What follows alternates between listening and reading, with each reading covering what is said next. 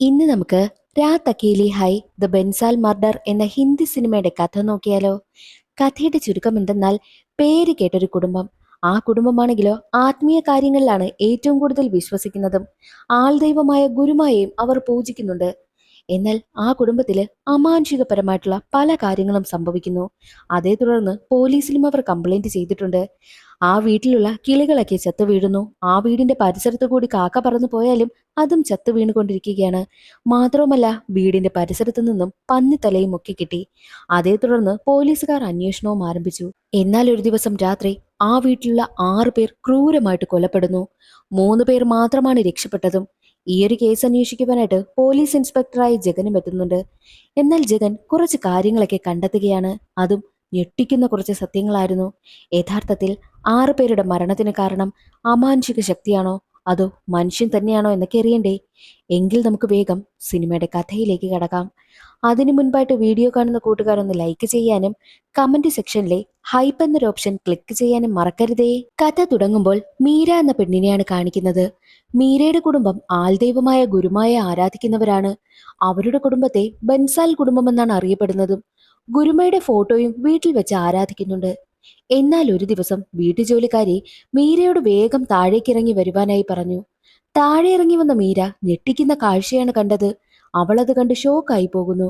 മീരയ്ക്ക് ചുറ്റും കാക്കകളും വട്ടം ചുറ്റി പറക്കുന്നുണ്ട്. അടുത്ത ദിവസം സംഭവ സ്ഥലത്തേക്ക് പോലീസ് ഇൻസ്പെക്ടറായ ജഗൻ എത്തും. ജഗൻ ബൻസാലി കുടുംബത്തിൽ വന്ന് കയറുമ്പോൾ തന്നെ കാണുന്നത് ഒരു കാൽപാദം പൂജിക്കുന്നതാണ്. അടുത്തു തന്നെ ഗുരുമയുടെ ഫോട്ടോയുമുണ്ട്. എന്നാൽ അവിടെ ആ കുടുംബത്തിൽ മരണപ്പെട്ട ഒരു കുട്ടിയുടെ ഫോട്ടോയും മാലയിട്ട് വെച്ചിട്ടുണ്ട്. ആ ഫാമിലിയിലെ മീര ഉൾപ്പെടെ 8 പേർ ധ്യാനം ചെയ്യുകയാണ്. ഒരു പൂജയും നടക്കുന്നുണ്ട്. അവിടെ ഗുരുമായുമുണ്ട്. ജഗൻ ആ വീട്ടിലെ മുതിർന്ന ആളിനെ കണ്ട് കാര്യമൊക്കെ സംസാരിക്കുകയാണ്. കേസിനെ പറ്റിയുള്ള കാര്യമൊക്കെ എന്റെ മകൻ മഹേന്ദ്രൻ പറഞ്ഞു തരുമെന്നും അയാൾ പറയുന്നു. അങ്ങനെ മഹേന്ദ്രനെ പരിചയപ്പെടുത്തി കൊടുക്കുകയും ചെയ്യും. ഇവിടെ എന്ത് പൂജ നടക്കുകയാണെന്ന് ചോദിക്കുമ്പോൾ, എന്റെ ചേച്ചിയുടെ മകൻ കഴിഞ്ഞ വർഷം ഇതേ ദിവസം മരണപ്പെട്ടു. അതിന്റെ പൂജയാണ് നടക്കുന്നത്. ആരോ ഈ വീട്ടിലേക്ക് മന്ത്രവാദം ചെയ്തിട്ടുണ്ട്. അതാണ് ഇങ്ങനെ സംഭവിച്ചതെന്നും മഹേന്ദ്രൻ പറയുന്നു. മഹേന്ദ്രന്റെ ചേച്ചിയാണ് മീര. മീരയുടെ കുട്ടിയാണ് മരണപ്പെട്ടു പോയതും. യഥാർത്ഥത്തിൽ അവിടെ നടന്ന സംഭവം എന്തെന്നാൽ, ആ വീട്ടിലെ കിളികളെല്ലാം ചത്തു വീഴുന്നു. പറന്നു പോകുന്ന കാക്കകളും അവിടേക്ക് ചത്തു വീഴുകയാണ്. മാത്രവുമല്ല, അവിടെ നിന്നും ഒരു പന്നിത്തല കൂടി കിട്ടിയിട്ടുണ്ട്. ഇതെല്ലാം നോക്കിക്കൊണ്ട് നിൽക്കുന്ന സമയമായിരുന്നു ആ വീട്ടിൽ മാനസിക പ്രശ്നമുള്ള ആരവ് എന്ന പയ്യൻ ബഹളമുണ്ടാക്കുന്നതും. ആരവ് ആര് പറഞ്ഞാലും കേൾക്കതേയില്ല. എന്നാൽ മീര വന്ന് വിരട്ടിയപ്പോൾ ആരവ് സൈലന്റായി. അതെല്ലാം ജഗൻ ശ്രദ്ധിക്കുന്നുണ്ട്. അതേസമയമായിരുന്നു അവിടേക്ക് DGP വരുന്നതും. DGPയോട് ജഗൻ കാര്യങ്ങളെല്ലാം അവതരിപ്പിക്കുന്നു. മാത്രവുമല്ല, ആ വീട് മുഴുവൻ പരിശോധിക്കുമ്പോൾ സൈഡിലുള്ള മതിലിൽ ഏണി ചാരി വെച്ചിരിക്കുന്നതും കാണുന്നു. ആരോ മതിൽ ചാടി വന്ന് കിളികൾക്ക് കുടിക്കാനുള്ള വെള്ളത്തിൽ വിഷം കലർത്തിയതാകാനാണ് സാധ്യതയെന്നും ജഗൻ പറയുന്നുണ്ട്. ഒപ്പം CCTV ഫുട്ടേജും ചെക്ക് ചെയ്യുവാനായും ജഗൻ തീരുമാനിക്കും. ജഗൻ യഥാർത്ഥത്തിൽ 40 വയസ്സുണ്ട്. എന്നാലും ഇതുവരെയും വിവാഹം കഴിച്ചിട്ടേയില്ല. അവന്റെ വിവാഹം കാണണമെന്നാണ് അമ്മയ്ക്ക് ആഗ്രഹവും. എന്നാൽ ഈ ജഗന് ഒരു പെൺകുട്ടിയെ ഇഷ്ടമാ. അമ്മ പറയുന്നുണ്ട്, നിനക്ക് ഇഷ്ടമുള്ളത് ഏത് പെൺകുട്ടിയാണെങ്കിലും നീ ഒന്ന് എന്നെ കൊണ്ടുവന്ന് കാണീര്, ഞാനും കൂടി അവളെ ഒന്ന് കാണട്ടെ എന്ന് അമ്മ ജഗനോട് പറയുന്നുണ്ട്. ബൻസാൽ കുടുംബത്തിന്റെ CCTV ഫുട്ടേജ് എല്ലാം ചെക്ക് ചെയ്യുന്ന സമയത്ത് സംശയം തോന്നും വിധം ഒരു വണ്ടി അവർ അവിടെ കാണുന്നു. അങ്ങനെ ജഗനാണെങ്കിൽ ആ ഒരു വണ്ടിയുടെ ഡീറ്റെയിൽസ് എടുക്കുന്ന സമയത്ത് ഒരു ചേരി പ്രദേശമാണ് കാണിക്കുന്നതും. ഉടനെ തന്നെ അവർ ആ ചേരി പ്രദേശത്തേക്ക് പോകുന്നു. ജഗനെ കണ്ടതും 2 പയ്യന്മാരാണെങ്കിൽ ഓടി രക്ഷപ്പെടുവാനായി ശ്രമിക്കും. അവസാന 2 പയ്യന്മാരെയും ഓടിച്ചിട്ട് പിടികൂടുകയും ചെയ്യുന്നു. അതേസമയമായിരുന്നു ഓക്സിജൻ മാസ്ക് ഒക്കെ ധരിച്ച് കുറെ കുട്ടികൾ അവിടെ കിടക്കുന്നതും ജഗൻ കാണുന്നുണ്ട്. പക്ഷേ വലിയ മൈൻഡൊന്നും കൊടുക്കുന്നില്ല. അങ്ങനെ ആ 2 പയ്യന്മാരെയും സ്റ്റേഷനിലേക്ക് കൊണ്ടുവന്ന് ചോദ്യം ചെയ്യും. ഞങ്ങൾക്കൊന്നും അറിയത്തില്ല എന്നാണ് ആ പയ്യന്മാർ പറയുന്നതും. അങ്ങനെ ജഗൻ വീണ്ടും CC ക്യാമറയൊക്കെ ചെക്ക് ചെയ്യുന്ന സമയത്ത് ആ വീട്ടിലെ ഒരു ഷെഡിലെ ക്യാമറ മാത്രം ഓണാകാത്ത കാര്യം ജഗൻ ശ്രദ്ധിക്കുന്നു. ഇതെന്താ ഓണാക്കാത്തതെന്ന് ചോദിക്കുമ്പോൾ മീര പറഞ്ഞിട്ടാണ് ഓണാക്കാത്തത്.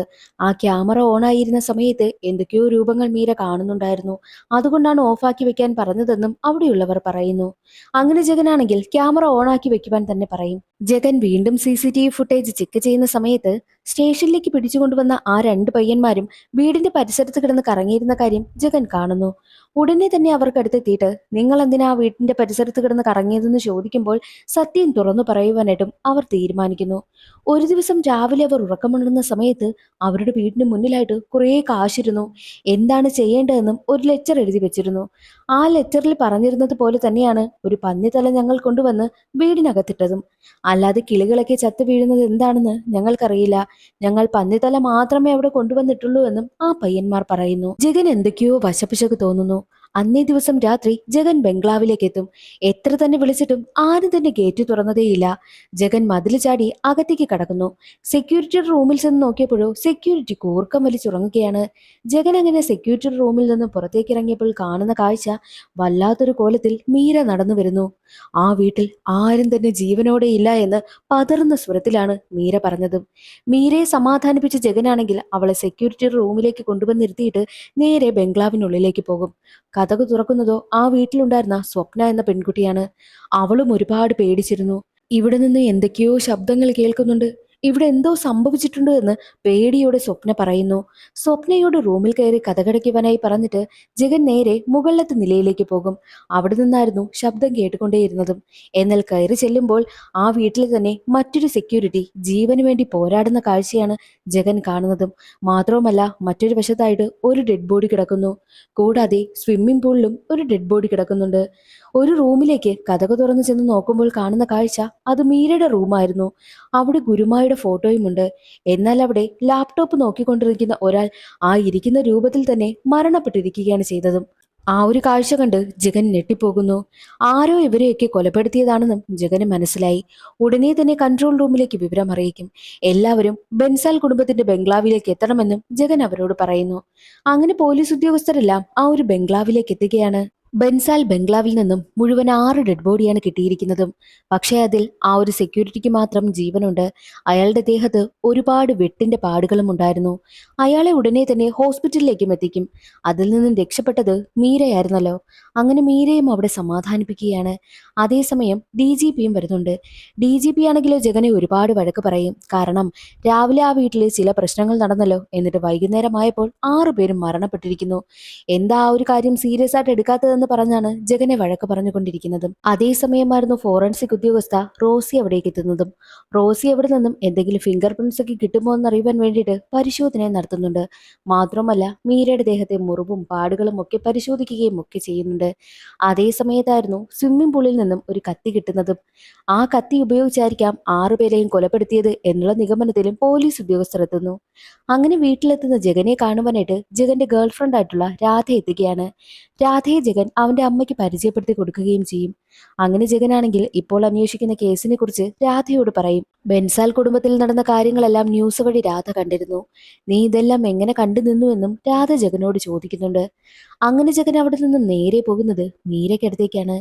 അന്നേ ദിവസം എന്താണ് ഇവിടെ സംഭവിച്ചതെന്നും ജഗൻ മീരയോട് ചോദിക്കും. മീര പറയുന്നത് ഈ സംഭവങ്ങളെല്ലാം നടക്കുന്ന സമയം മീര കുളിച്ചിട്ട് വരികയായിരുന്നു. തന്റെ റൂമിന്റെ വാതിൽ ആരോ തുറക്കുവാനായി ശ്രമിക്കുന്നുണ്ടായിരുന്നു. പേടിച്ച മീര അവിടെ ഇരുന്ന് പ്രാർത്ഥിക്കുവാനായും തുടങ്ങി. എന്നാൽ പെട്ടെന്ന് തന്നെ ആരുടെയൊക്കെയോ കരച്ചിലും ബഹളവും ഒക്കെ കേട്ടു. റൂം തുറന്നു നോക്കുമ്പോൾ കാണുന്ന കാഴ്ച തന്റെ ചിറ്റപ്പൻ മരണപ്പെട്ട് കിടക്കുന്നതാണ്. അതും ആരവാണെങ്കിൽ കത്തിയും കൊണ്ട് നിൽക്കുന്നു. ആരവാണ് ചിറ്റപ്പനെ കൊന്നതെന്ന് തനിക്ക് മനസ്സിലായെന്നും മീര പറയും.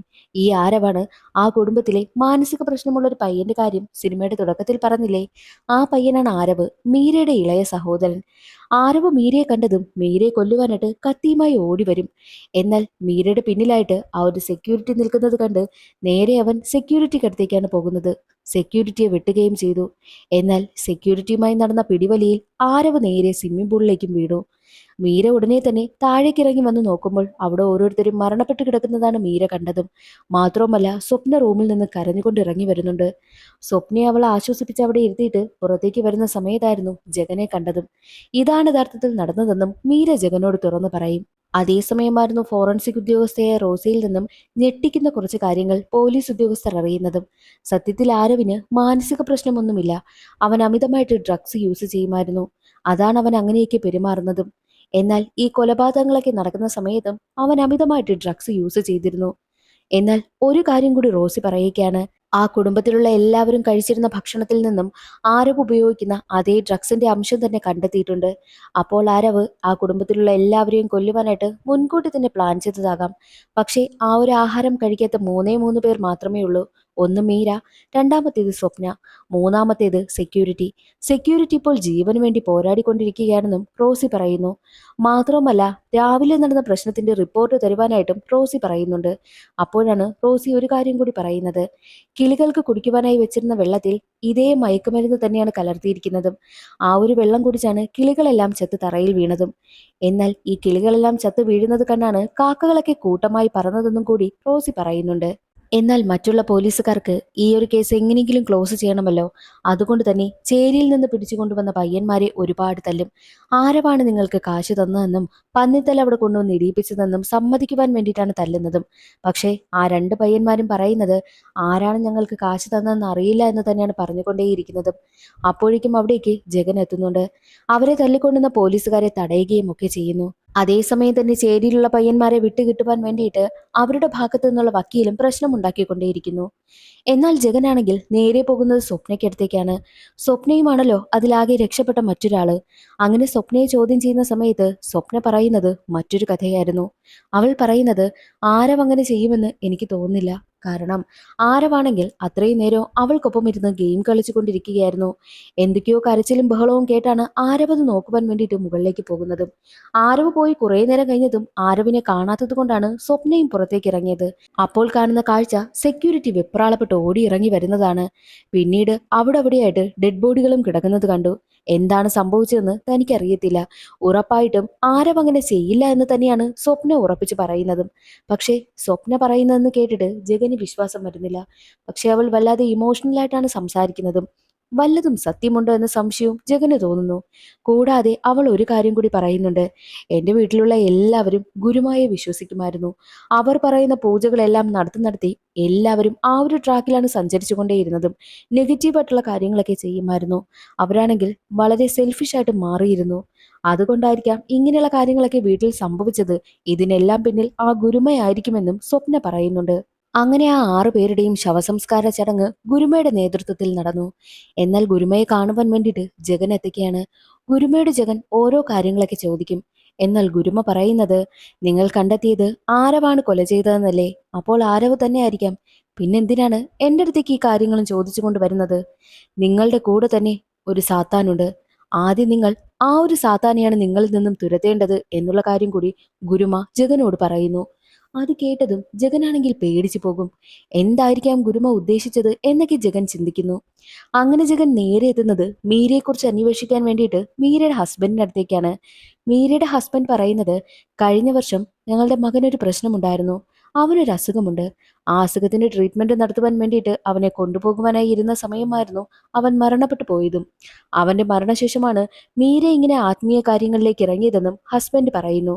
എന്നാൽ ബെൻസാൽ ഫാമിലിയിലെ ബംഗ്ലാവിലേക്ക് എത്തിയ റോസി എങ്ങനെയായിരിക്കാം ആരവ് എല്ലാവരെയും കൊന്നു തള്ളിയതെന്ന് അഭിനയിച്ച് കാണിക്കും. അവസാനമായിട്ട് അവൻ കൊല്ലുവാനായി പോയത് മീരയായിരുന്നു. എന്നാൽ അവിടെ വെച്ച് സെക്യൂരിറ്റിയെ കണ്ടതും സെക്യൂരിറ്റിയെ പോയി അവൻ വെട്ടും. അതേസമയം അവിടെ നടന്ന പിടിവലിയിലാണ് ദേ ഈ ഗ്ലാസ് പൊട്ടി ആരവ് നേരെ സ്വിമ്മിംഗ് പൂളിൽ വന്ന് വീണ് മരണപ്പെട്ടതെന്നും റോസി പറയുന്നു. എന്നാൽ ജഗനാണെങ്കിൽ മീരയെക്കുറിച്ച് മീരയുടെ അസിസ്റ്റന്റിനോടൊക്കെ അന്വേഷിക്കും. അപ്പോഴാണ് മീരയുടെ മകന് ശ്വാസകോശ സംബന്ധമായിട്ടുള്ള ഒരു രോഗമുണ്ടായിരുന്നുവെന്നും ആ രോഗത്തിന് ചികിത്സിക്കുവാനായിട്ട് ഇരുന്ന സമയത്താണ് ആ പയ്യൻ മരണപ്പെട്ടു പോയതെന്നുമൊക്കെ അസിസ്റ്റന്റ് പറയുന്നതും. മാത്രവുമല്ല മീര ഒരു ഫേമസ് ആയിട്ടുള്ള ബിസിനസ്സുകാരിയാണെന്നും ഏകദേശം 2000 കോടി അടുപ്പിച്ച് മീരയ്ക്ക് സ്വത്തുണ്ടെന്നുള്ള കാര്യവും ജഗൻ അറിയുന്നതും. മീരയുടെ മകൻ ആ ഒരു രോഗം സ്ഥിരീകരിച്ച് ഏകദേശം 20 ദിവസമായപ്പോഴാണ് മീരയുടെ മകൻ മരണപ്പെട്ടതെന്നും അസിസ്റ്റന്റ് വഴി മനസ്സിലാക്കിയ ജഗനാണെങ്കിൽ നേരെ എത്തുന്നത് റോസിക്കടുത്തേക്കാണ്. എന്നിട്ട് റോസിയോട് ആ ഒരു രോഗത്തെപ്പറ്റി പറഞ്ഞിട്ട് ഈ രോഗമുള്ള കുട്ടി എത്ര ദിവസം വരെ ജീവിച്ചിരിക്കുമെന്ന് റോസിയോട് ചോദിക്കുമ്പോൾ ആ ഒരു റിപ്പോർട്ടെല്ലാം വായിച്ചു നോക്കിയ റോസി പറയുന്നത് ഏകദേശം ഒരു 8 മാസം വരെ ജീവനോടെ കാണുമെന്നും റോസി പറയുന്നു. എന്നാൽ അത് കേട്ട് ജഗന് നല്ല സംശയമാകുന്നു. കാരണം 8 മാസം വരെ ജീവനോടെ ഇരിക്കുമെന്ന് പറഞ്ഞൊരു കുട്ടി 20 ദിവസത്തിൽ മരണപ്പെട്ടു പോയെങ്കിൽ ആ ഒരു മരണത്തിന് പിന്നിൽ എന്തെങ്കിലും ദുരൂഹതയില്ലേ എന്ന സംശയവും ജഗനുണ്ടാകുന്നു. അതേസമയമായിരുന്നു ജഗനാണെങ്കിൽ മീരയുടെയും മീരയുടെ മകന്റെയും ഫോട്ടോയൊക്കെ ചെക്ക് ചെയ്യുന്നതും. ആ ഫോട്ടോയിൽ മീരയുടെ മകനാണെങ്കിൽ ഓക്സിജൻ മാസ്ക് ഒക്കെ ധരിച്ചുകൊണ്ടിരിക്കുന്ന ഒരു ചിത്രവും കാണുന്നു. ആ ചിത്രം കണ്ടതും ഉടനെ തന്നെ ആ ഒരു ചേരിയിൽ രണ്ട് പയ്യന്മാരെ പിടികൂടുവാനായി പോയ സമയത്ത് അവിടെയുണ്ടായിരുന്ന കുട്ടികളെല്ലാം ഇതുപോലെ ഓക്സിജൻ മാസ്ക് ധരിച്ചിരിക്കുന്നതും ജഗൻ ശ്രദ്ധിച്ചിരുന്നല്ലോ. ആ ഒരു കാര്യം അവന് ഓർമ്മ വരുന്നു. ഉടനെ തന്നെ ജഗൻ നേരെ പോകുന്നത് ആ ഒരു ചേരിയിലുള്ള ആ പയ്യന്മാർക്ക് വേണ്ടിയൊക്കെ വാദിക്കുവാനായി എത്തിയ വക്കീലിനെ കാണുവാൻ വേണ്ടിയിട്ടാണ്. വക്കീലിനടുത്തെത്തി ജഗൻ ചോദിക്കുന്നത്, നിങ്ങളുടെ ഏരിയയിലുള്ള കുട്ടികളെല്ലാം എന്തുകൊണ്ടാണ് ഓക്സിജൻ മാസ്കും ധരിച്ചിരിക്കുന്നതെന്ന് ചോദിക്കുമ്പോൾ ഞെട്ടിക്കുന്ന ഒരു കാര്യമാണ് വക്കീൽ പറഞ്ഞത്. വിഷവായു ശ്വസിച്ചത് മൂലം അവർക്ക് ശ്വാസകോശ സംബന്ധമായ രോഗം വന്നു. അതുകൊണ്ടാണ് അവർ അങ്ങനെ ഓക്സിജൻ മാസ്കും ധരിച്ചിരിക്കുന്നതെന്ന് പറഞ്ഞ് ജഗനെയും കൂട്ടി നേരെ വരുന്നത് ആ ഏരിയയിലുള്ള പഴയൊരു ഗവൺമെന്റ് സ്കൂളിലേക്കാണ്. സ്കൂള് കണ്ടതും ജഗൻ ആകെ ഷോക്കായി പോകും. എന്തെന്നാൽ മാലിന്യ കൂമ്പാരങ്ങളുടെ കരയിലായിരുന്നു ആ ഒരു സ്കൂൾ ഇരിക്കുന്നതും. എന്തിനാ സർക്കാർ ഇങ്ങനെ ഒരു സ്കൂള് പണിതു തന്നതെന്ന് ചോദിക്കുമ്പോൾ അവരങ്ങനെയല്ലേ ചെയ്യൂ എന്നതായിരുന്നു വക്കീലിന്റെ മറുപടിയും. പേരിന് വേണ്ടിയിട്ട് ഒരു സ്കൂള് കെട്ടിക്കൊടുത്തു, അത്ര തന്നെ. കഷ്ടപ്പെട്ടാണ് കുട്ടികൾ അവിടെ പഠിച്ചുകൊണ്ടേയിരുന്നതും. അങ്ങനെ ഇരിക്കെ റിപ്പബ്ലിക് ഡേ ദിവസം ആഘോഷം നടക്കുന്ന സമയം ആ ഒരു മാലിന്യ കൂമ്പാരത്തിൽ നിന്നും വിഷവായു ഉയർന്നു വന്നു. അത് കുട്ടികളൊക്കെ ശ്വസിക്കുകയും കുറെ കുട്ടികൾ സ്പോട്ടിൽ തന്നെ മരണപ്പെടുകയും ചെയ്തു. അതിൽ നിന്നും രക്ഷപ്പെട്ട കുട്ടികളാണ് ഇപ്പോഴും ഓക്സിജൻ മാസ്കും ധരിച്ചുകൊണ്ട് ജീവന് വേണ്ടി പോരാടുന്നതെന്നും വക്കീൽ പറയുന്നു. അപ്പോഴാണ് ജഗൻ ഒരു കാര്യം ശ്രദ്ധിക്കുന്നത്. ഈ സ്കൂളിന്റെ കുറച്ച് മാറി ഒരു റബ്ബർ ഫാക്ടറി ഉണ്ട്. ആ ഫാക്ടറിയിലെ മാലിന്യങ്ങളാണ് അതുവഴി ഒഴുകി പോകുന്നതും. ആ ഒരു ഫാക്ടറിയിൽ നിന്ന് വരുന്ന വിഷവായു ശ്വസിച്ചാണ് കുട്ടികളൊക്കെ മരണപ്പെട്ടു പോയതെന്നും കുറച്ചുപേർ ജീവന് വേണ്ടി പോരാടുന്നതെന്നും ജഗന് മനസ്സിലായി. മാത്രവുമല്ല, ബൻസാൽ ഫാമിലിയാണ് ആ ഒരു ഫാക്ടറി നടത്തിയിരുന്നതെന്നും വക്കീൽ തുറന്നു പറയുന്നു. എന്നിട്ട് വക്കീൽ ജഗനെയും കൂട്ടി വരുന്നത് ഇതുവരെയും മരണപ്പെട്ടു പോയ കുട്ടികളെ എല്ലാവരെയും അടക്കം ചെയ്ത സ്ഥലത്തേക്കായിരുന്നു. ഒരുപാട് പേരെ അവിടെ അടക്കം ചെയ്തിട്ടുണ്ട്. അത് കണ്ട് ജഗന്റെ കണ്ണ് നിറഞ്ഞു പോവുകയും ചെയ്യും. അങ്ങനെ ജഗൻ നേരെ വരുന്നത് റബ്ബർ ഫാക്ടറിയിലേക്കാണ്. റബ്ബർ ഫാക്ടറി ആണെങ്കിൽ ഈ ഒരു പ്രശ്നത്തെ തുടർന്ന് അടച്ചു പൂട്ടിയിരുന്നു. അങ്ങനെ ആ ഒരു ഫാക്ടറി മുഴുവൻ പരിശോധിക്കുന്ന സമയത്ത് കുറച്ച് ഫയലുകളൊക്കെ ജഗന് കിട്ടും. ജഗൻ നേരെ വരുന്നത് മീരയെ കാണുവാൻ വേണ്ടിയിട്ടാണ്. ആ ഒരു ഫാക്ടറി യഥാർത്ഥത്തിൽ നടത്തിയിരുന്നത് മീരയായിരുന്നു. മീരയുടെ പേരിലാണ് ആ ഒരു ഫാക്ടറി ഉള്ളത്. ജഗൻ മീരയോട് ചോദിക്കും, അന്നേ ദിവസം ഇതെല്ലാം നടക്കുന്ന സമയത്ത് സ്കൂളിലെ റിപ്പബ്ലിക് ഡേ ദിന ആഘോഷത്തിന് ചീഫ് ഗസ്റ്റായിട്ട് നിങ്ങളും ഉണ്ടായിരുന്നില്ലേ? നിങ്ങളല്ലായിരുന്നോ അന്നവിടെ ഒരു ഫംഗ്ഷൻ അറ്റൻഡ് ചെയ്യുവാനായി എത്തിയിരുന്നത്? മാത്രമല്ല, നിങ്ങൾ നടത്തിക്കൊണ്ടിരുന്ന റബ്ബർ ഫാക്ടറിയിൽ നിന്ന് വന്ന ആ ഒരു വിഷവായു ശ്വസിച്ചാണ് കുട്ടികൾ എല്ലാവരും മരണപ്പെട്ടിട്ടുള്ളത്. ഈ ഒരു കാര്യം നിങ്ങളുടെ വീട്ടിലുള്ളവർക്ക് അറിയാതിരിക്കുവാൻ വേണ്ടിയിട്ടല്ലേ നിങ്ങൾ എല്ലാവരെയും കൊന്നുകളഞ്ഞത്? ഈ 6 പേരും മരിക്കുവാനായിട്ടുള്ള കാരണം നിങ്ങൾ തന്നെയല്ലേ എന്നും ജഗൻ മീരയോട് ചോദിക്കുന്നു. എന്നാൽ മീര അത് സമ്മതിക്കുന്നതേയില്ല. ആരവാണ് ഈ ഒരു കുറ്റം ചെയ്തതെന്ന് ജനങ്ങൾക്കെല്ലാവർക്കും ബോധ്യപ്പെട്ടത് കൊണ്ട് തന്നെ ആരവിനെ സഹായിച്ചത് ചേരിയിലുള്ള 2 പയ്യന്മാരാണെന്ന് പറഞ്ഞ് അവന്മാരുടെ പേരിൽ കേസ് ക്ലോസ് ചെയ്യാമെന്നും പോലീസ് ഉദ്യോഗസ്ഥർ തീരുമാനിക്കുന്നു. അതേ സമയത്തായിരുന്നു ജഗൻ അവിടേക്ക് വരുന്നതും. താൻ കുറച്ച് കാര്യങ്ങൾ കണ്ടെത്തിയെന്ന് പറയുമ്പോൾ, ഇനി നീ ഈ കേസിൽ ഇടപെടണ്ട, നിനക്ക് പകരം മറ്റൊരു ഉദ്യോഗസ്ഥനെ ഞാൻ ഏർപ്പാടാക്കിയിട്ടുണ്ട്. ഇന്നേ ദിവസം രാത്രി ആ ഉദ്യോഗസ്ഥൻ ചാർജ് എടുക്കുമെന്നും DGP പറയുന്നു. അത് കേട്ട് ജഗൻ ഞെട്ടിപ്പോകും. അടുത്ത ഉദ്യോഗസ്ഥൻ ചാർജ് എടുക്കുന്ന അത്രയും സമയം വരെ മാത്രമേ തനിക്ക് ഈ ഒരു കേസ് തെളിയിക്കുവാനായിട്ട് ടൈമുള്ളൂ. അതിനു മുൻപായിട്ട് എന്തെങ്കിലും ചെയ്യണമെന്നും ജഗൻ തീരുമാനിക്കും. ജഗൻ റോസിയെ വിളിച്ചിട്ട് ഒരാളുടെ പേര് പറഞ്ഞിട്ട്, ഇയാളായിരിക്കും കൊല ചെയ്യാൻ സാധ്യത എന്ന് മാഡത്തിന് തോന്നുന്നുണ്ടോ എന്ന് പറഞ്ഞ് ജഗന് തോന്നിയ കാര്യങ്ങളെല്ലാം റോസിയോട് പറയുന്നു. അതേസമയമായിരുന്നു ഹോസ്പിറ്റലിലായിരുന്ന ആ ഒരു സെക്യൂരിറ്റി കണ്ണു തുറന്നു എന്ന വാർത്ത ജഗൻ അറിയുന്നതും. ജഗൻ ഉടനെ തന്നെ ഹോസ്പിറ്റലിലേക്കും പോകുന്നു. സെക്യൂരിറ്റിയോട് യഥാർത്ഥത്തിൽ അന്നേ ദിവസം എന്താണ് സംഭവിച്ചതെന്ന് ചോദിക്കും. സെക്യൂരിറ്റി പറയുന്നത്, അന്നേ ദിവസം എന്നത്തെയും പോലെ ഡ്യൂട്ടിക്ക് താൻ വീട്ടിലേക്ക് എത്തിയിരുന്നു. അവിടെ അടുക്കളയുടെ ഡോറ് തുറന്ന് കിടക്കുന്നുവെന്നറിഞ്ഞ് ഡോറ് ക്ലോസ് ചെയ്യുവാനായിട്ട് താൻ കിച്ചണിന്റെ ഭാഗത്തേക്കും പോയിരുന്നു. അതേ സമയത്തായിരുന്നു മുകളിൽ നിന്നും എന്തോ ഒരു ശബ്ദം കേട്ടതും. ഞാൻ ചെന്ന് നോക്കുമ്പോൾ കാണുന്ന കാഴ്ച ആരവ് കത്തിയുമായി നിൽക്കുന്നതാണ്. ആ കത്തിയും എടുത്ത് അവൻ നേരെ എൻ്റെ അടുത്തേക്ക് വന്നു. എന്നെ ഒരു വെട്ടും വെട്ടി. അതിനുശേഷമാണ് ഞങ്ങൾ തമ്മിലുള്ള പിടിവലിയിൽ ആരവ് നേരെ തിരിച്ച് സ്വിമ്മിംഗ് പൂളിൽ വന്ന് വീണ് മരണപ്പെട്ടതെന്നും സെക്യൂരിറ്റി പറയുന്നു. ആരവാണിതെല്ലാം ചെയ്തതെന്നും സെക്യൂരിറ്റി പറയും. എന്നാൽ അത് കേട്ട് ജഗൻ പറയുന്നത്, ഈ ഒരു കഥ ഞാൻ വിശ്വസിക്കത്തില്ല. യഥാർത്ഥത്തിൽ എന്താണ് സംഭവിച്ചതെന്ന് ഞാൻ പറയട്ടെ എന്നും ജഗൻ പറഞ്ഞിട്ട് ജഗൻ തന്റെ കണ്ടെത്തലുകളെല്ലാം സെക്യൂരിറ്റിയോട് പറയുന്നു. അന്നേ ദിവസം സെക്യൂരിറ്റി എന്നത്തെയും പോലെ ഡ്യൂട്ടിക്ക് വന്നു. അപ്പോഴായിരുന്നു സ്വപ്ന പുറത്തേക്ക് വന്നതും. അടുക്കളയുടെ കതവ് തുറന്നു കിടക്കുന്നുവെന്ന് സ്വപ്ന പറഞ്ഞതനുസരിച്ച് ഉടനെ തന്നെ സെക്യൂരിറ്റി സ്വപ്നയോട് പോയി ഉറങ്ങുവാനായും പറഞ്ഞിട്ട് കിച്ചണിലെ കതവ് അടയ്ക്കുവാനായും പോയി. അങ്ങനെ സെക്യൂരിറ്റി നേരെ വരുന്നത് മുകളിലേക്കായിരുന്നു. ബംഗ്ലാവിലേക്ക് കയറുന്നതിന് മുൻപ് തന്നെ ആ ഒരു ബംഗ്ലാവിലെ ഷെഡിലായിട്ട് സെക്യൂരിറ്റി ഒരു വലിയ കത്തി ഒളിപ്പിച്ചു വെച്ചിരുന്നു. കത്തി അവിടെ വെച്ചിരിക്കുന്നത് കൊണ്ടാണ് ആ ഷെഡിലെ തന്നെ ക്യാമറ സെക്യൂരിറ്റി ഓഫാക്കി വെച്ചിരുന്നതും. അങ്ങനെ കത്തിയും എടുത്ത് അകത്തേക്ക് വരും. അകത്തേക്ക് വരുന്നതിന് മുൻപായിട്ട് എല്ലാവർക്കും മയക്കുമരുന്ന് കൊടുത്തിരുന്നല്ലോ. അതുകൊണ്ട് തന്നെ ആഹാരം കഴിച്ച ഉടനെ എല്ലാവരും നല്ല ഉറക്കമായിരുന്നു. അങ്ങനെ ഓരോരുത്തരെയായി ക്രൂരമായിട്ട് സെക്യൂരിറ്റി കൊല്ലുവാനായും തുടങ്ങി. മയക്കുമരുന്ന് കലർത്തി കൊടുത്ത ആഹാരം കഴിക്കാതിരുന്നത് മീരയും സ്വപ്നയും ആരവും മാത്രമായിരുന്നു. സെക്യൂരിറ്റി വന്ന് തട്ടിയ സമയത്തും മീര വാതിൽ തുറക്കാത്തത് കൊണ്ടാണ് മീര രക്ഷപ്പെട്ടത്. വീട്ടിൽ നടക്കുന്ന ബഹളങ്ങളെല്ലാം കേട്ട് ആരവ് വന്നിരുന്നു.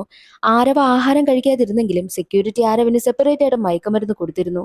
എന്നാലും അവൻ വീട്ടിൽ നടക്കുന്ന ബഹളം കേട്ട് എന്താണെന്ന് അറിയുവാൻ വേണ്ടിയിട്ട് മുകളിലേക്ക് വന്ന സമയത്ത് സെക്യൂരിറ്റി എല്ലാവരെയും കൊല്ലുന്നത് ആരവ് കണ്ടിരുന്നു. തന്റെ കുടുംബത്തിലുള്ളവരെയൊക്കെ കൊല്ലുന്നത് ചോദിച്ച് ആരവ് സെക്യൂരിറ്റിയും തമ്മിൽ വലിയ പ്രശ്നം നടക്കും. എന്നാൽ സെക്യൂരിറ്റി ആണെങ്കിൽ ആരവിന്റെ കയ്യിൽ കത്തി ഏൽപ്പിച്ചിട്ട് താഴേക്ക് ഇറങ്ങി വരുന്ന സമയത്തായിരുന്നു കതക് തുറന്ന സ്വപ്നയാണെങ്കിൽ സെക്യൂരിറ്റി താഴേക്ക് വെപ്രാളപ്പെട്ട് ഓടി വരുന്നത് കണ്ടതും. സ്വപ്നയെ കണ്ടതും അങ്ങനെ പോയാൽ ശരിയാകില്ല, തന്റെ മേൽ എല്ലാ കുറ്റവും വരുമെന്ന് പേടിച്ചാണ് സെക്യൂരിറ്റി വീണ്ടും തിരികെ മുകളിലേക്ക് ചെന്നതും. എന്നാൽ മുകളിലേക്ക് കയറി വരുന്ന സമയമായിരുന്നു മീര വാതിൽ തുറന്നിറങ്ങുന്നതും കയ്യിൽ കത്തിയുമായി നിൽക്കുന്ന ആരവിനെ കണ്ടതും. എന്നാൽ ആരവ് നേരെ കണ്ടതോ മുകളിലേക്ക് കയറി വന്ന സെക്യൂരിറ്റിയും.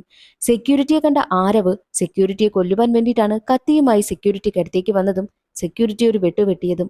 എന്നാൽ അവിടെ നടന്ന പിടിവലിയിൽ ആരവ് നേരെ തെറിച്ച് സ്വിമ്മിംഗ് പൂളിൽ വീണ് മരണപ്പെട്ടു പോവുകയും ചെയ്തുവെന്നും ജഗൻ സെക്യൂരിറ്റിയോട് പറയുന്നു. പക്ഷേ ഇതൊന്നും സെക്യൂരിറ്റിക്ക് എതിർക്കുവാനായും കഴിഞ്ഞില്ല. അയാൾ സൈലന്റ് ആയി നിൽക്കുകയായിരുന്നു. അതേസമയം തന്നെ അത് തെളിയിക്കുവാൻ വേണ്ടിയിട്ട് ജഗൻ ഒരു ഫോട്ടോ കൂടി സെക്യൂരിറ്റിയെ കാണിക്കും.